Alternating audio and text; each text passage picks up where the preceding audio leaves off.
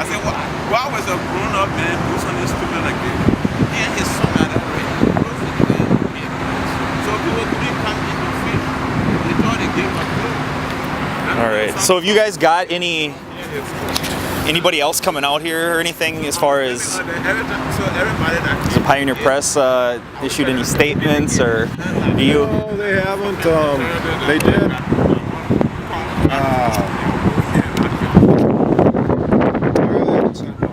Okay.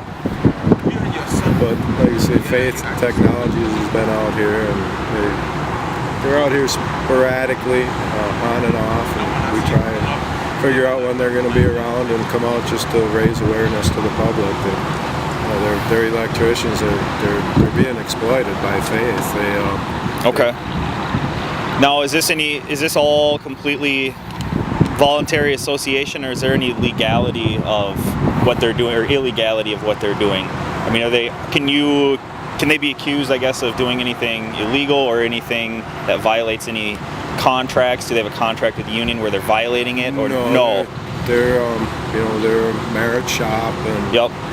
As far as we know, this is just public information, freedom of speech. Absolutely. And then you said you guys are with what? We're with the IBEW, okay. Local 110, St. Paul. Okay.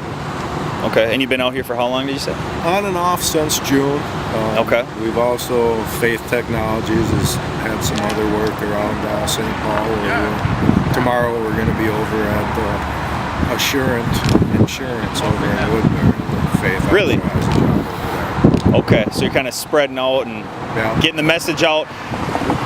If everything is as successful as you guys could hope or dream with this, how would you see a positive change happening? Would you see that, I guess, go ahead and elaborate there.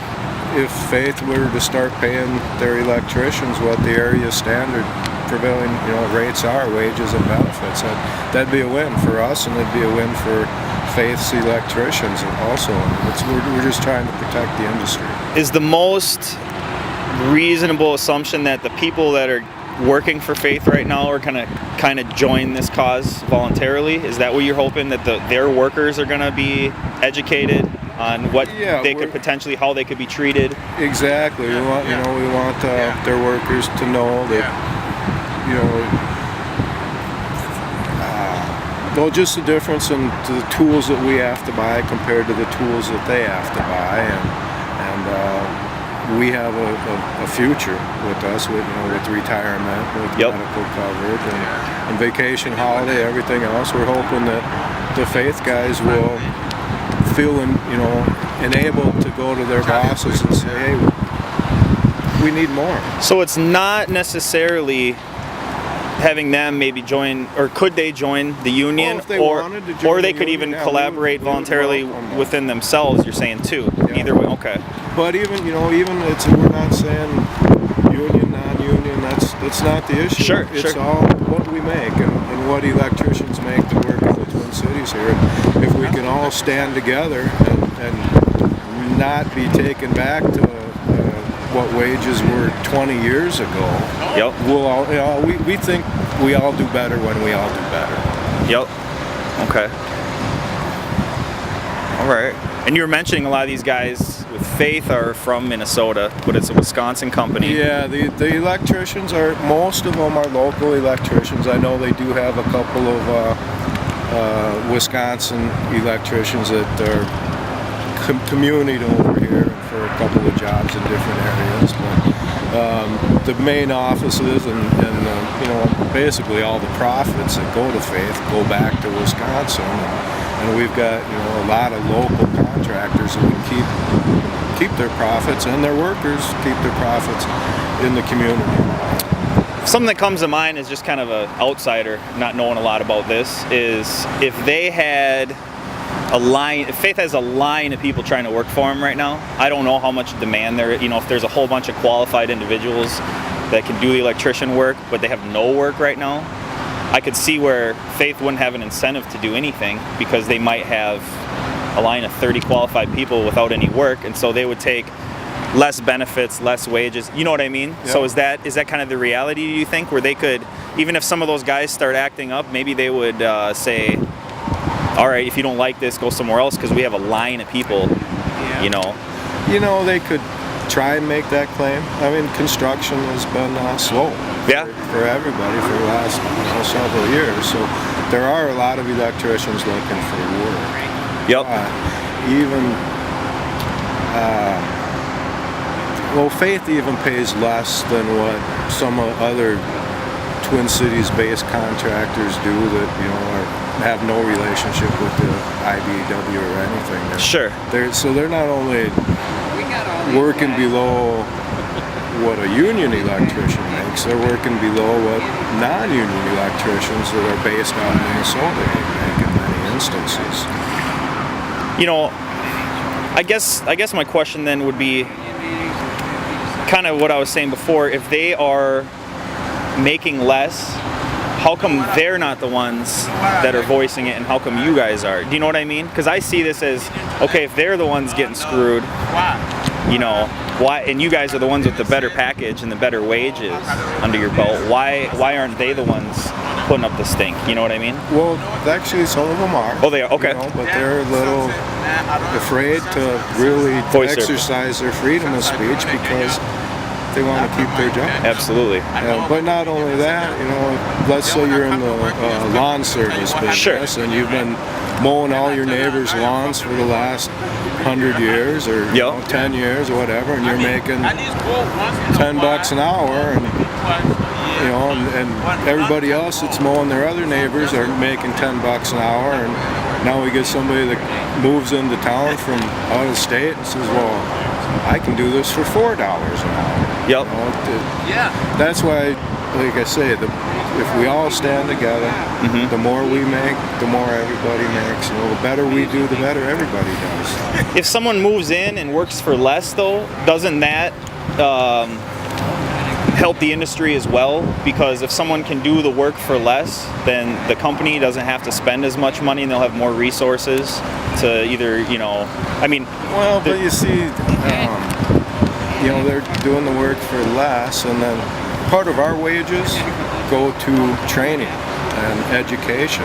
Well, in the Twin Cities here, we spend over $3 million a year on training our electricians, from the apprentice up to the journeyman level. Sure. And that's all our money. It's not state money. There's no public money. We invest in our own training.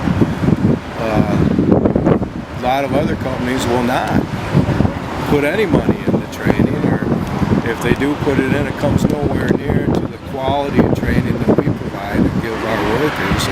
And therefore, when our workers get on the job site, they're installing the product right on time the first time. If you get an electrician that's willing to work for so much less, he probably hasn't had a lot of training, and he'll go out there and do the job, but then many times there's a lot of follow-up work that has to be done, corrections that have to be made. The customers wind up getting billed for extras. Well, I just think of say with healthcare, right? The only things that the government doesn't talk or touch with healthcare that I'm aware of are LASIK surgery and then cosmetic surgery, breast implants and all that stuff. That's the only stuff that's actually price deflated over the years because of the competition. So it benefits the consumer. Now, if I had a guy roofing my house or something like that, I understand that people that are in, let's say, roofers unions would want higher wages and they'd maybe be better qualified than somebody coming in, maybe not even from this country, working for cash or something. But at the end of the day, if it is voluntary association in the free market, wouldn't somebody like even Electrician for the Pioneer Press create enough competition that wages, instead of being collectively bargained, would be paid for people based on exactly their skills? You know what I mean? Because say 99% of the people that are in the union and earning these wages and benefits deserve it, but the ones that don't are still benefiting from the collectivism of being in the union, right? Because let's say you got 3-4 people out of hundreds that are Gomers and they don't know what they're doing, they're still going to benefit from that. So to kind of reiterate, you are talking about voluntary association, you're talking about those people are going and earning less and you guys are sticking up for them. But once again, I mean, it's obviously their right to be working at those wages, correct? That's what I say. We have nothing against the electricians. We want the electricians to do better. Did this... And their electricians want to do better themselves also. Did this start, is there a way to pinpoint, was it something that the people, some of the people working for for Faith that aren't in the union that are kind of getting hosed on these wages, are they the ones you think that started this? Or did the union kind of say, we got to help these guys out? Or, you know, like, how did something like this get started as kind of an official deal? Because you have obviously you guys, and then you have the people working for Faith that aren't making the wages. So, I mean, was it something, what was the breaking point, I guess? How did something like this come to be? I was approached by one of the Faith employees. And, okay. And they're looking for help. yeah, exactly. I sound like a Okay. Do you see this moving forward already in a positive direction? Do you see any changes yet? Too early to tell, or? Yeah. We've had, it's been able to stir conversations with management from Faith, and we've had some meetings to talk. And we're just trying to get their workers making the area standards. And again, it's not about union or non-union. Sure. It's about what all electricians are, what their standard of living is here in the Twin Cities. So you could call it a perspective of the people just in that trade, all around, doesn't matter what their association. This is everybody in this trade sticking together, trying to stick up for each other. Yeah. Because I think that is cool that you guys are representing the union, but you were approached by people that weren't, to back them up, because obviously you feel pretty damn lonely if you're a guy like that and you're trying to stand up. I mean, people want to keep their jobs. So if you have you guys talked to the Pioneer Press then officially, or put out a statement or anything like that, or how's that working?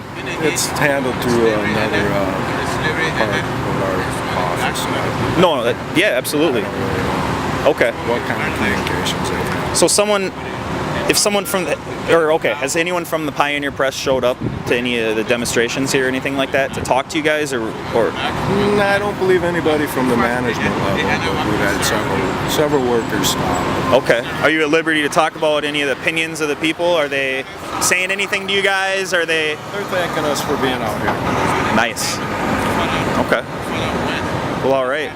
Hey, thanks for your time, man. No problem. Take Absolutely. care. Yep. Where do we see that at then? Yeah.